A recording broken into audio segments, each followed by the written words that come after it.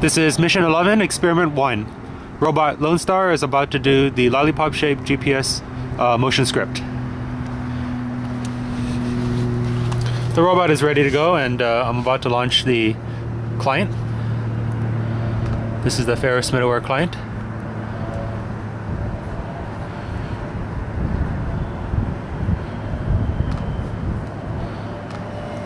The client has been launched, the motion script has been sent, and the start command has been issued.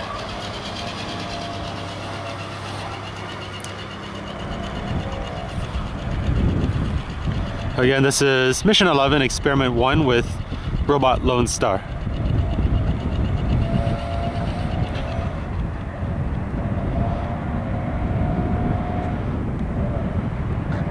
Waypoint 1 has been reached.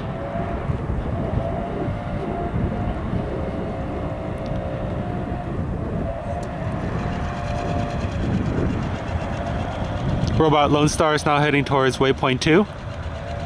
There are 11 waypoints overall.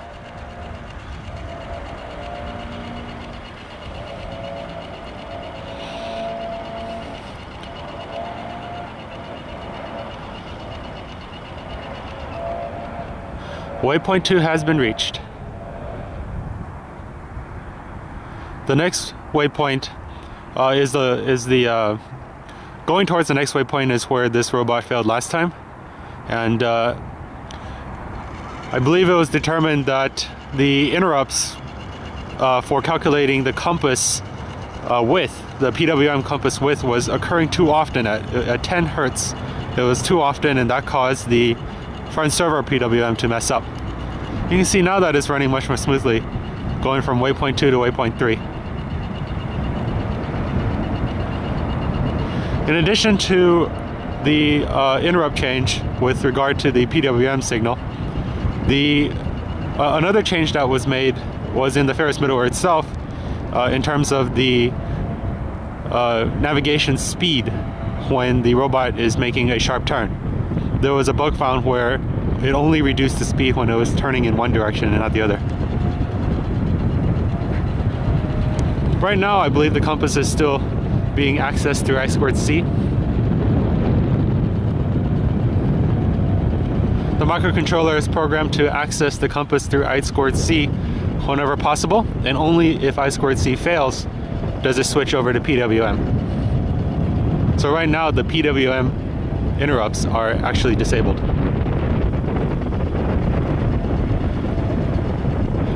Again, this is Mission 11, Experiment number 1 with Robot Lone Star.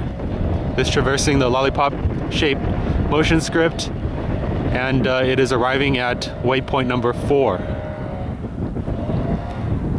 At each waypoint, it pauses for 4 seconds before heading out to the next waypoint.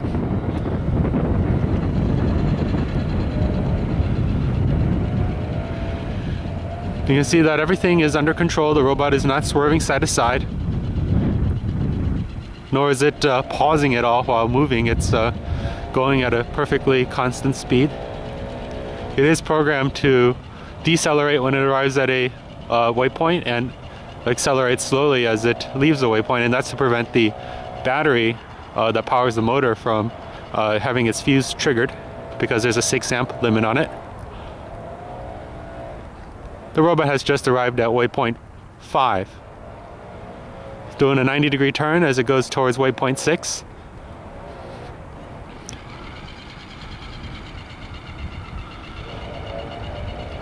Another problem with Lone Star during Mission 10 was the power connection from the power supply to the microcontroller was very loose. In fact, one of the pins fell out when I was plugging in the microcontroller's daughter card. So I resoldered that, and that seems to have also made some difference in terms of Lone Star's reliability.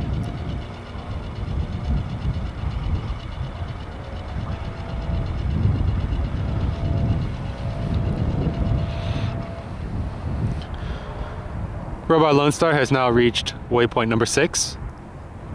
Again, there are 11 waypoints total, and everything seems under control. This is Mission 11, Experiment number 1. We're doing a 1 robot experiment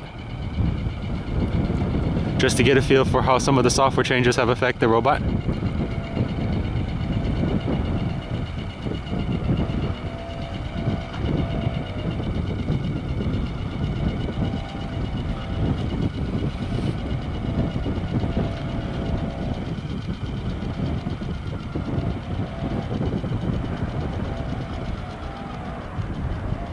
Now the motion script says to go at 2 meters per second, but I believe the tachometer driver was calibrated incorrectly so that it's actually going about half that speed. I think it's about 1 meter per second right now.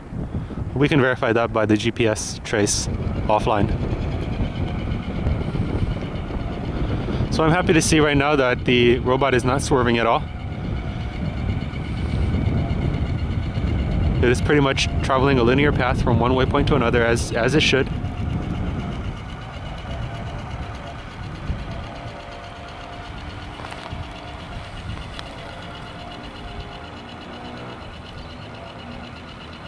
It is traveling so well right now that I'm actually tempted to increase its speed. I can do that either by changing the motion script or by changing the tachometer driver. The tachometer driver basically counts the number of pulses per unit time and maps that to a certain speed. Right now the mapping, I believe, is slightly off, so the robot thinks it's going faster than it actually is. The actual power that's sent to the robot depends purely on what the tachometer feedback is. That's because the robot, as it goes uphill or some terrain that's more difficult to travel in, like grass, will naturally have to issue more power to achieve the same speed.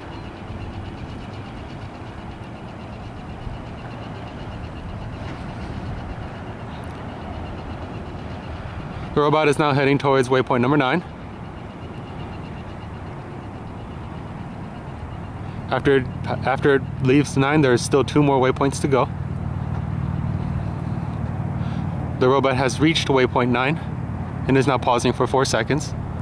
Again, this is mission 11, experiment number 1.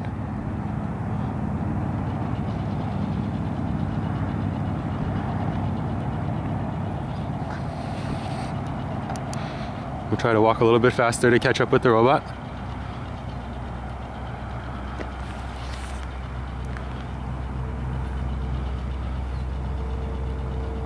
Now the robot is programmed to stop moving if either the GPS or the compass stops reporting data.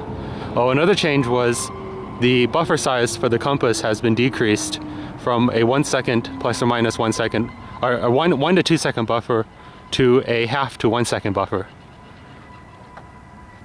That really depends on when the thread that expunges the expired compass readings runs relative to the compass reading expiring.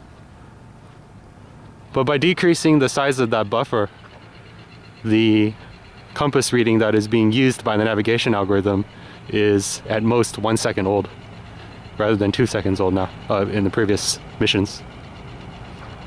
That's fine because the compass is programmed to report readings 5 times per second. Alright, so Robot Lone Star has now reached the final waypoint and it stopped, and that means that this was a successful run. Again, this is mission 11, experiment number 1 with Robot Lone Star. It was a success. End of experiment.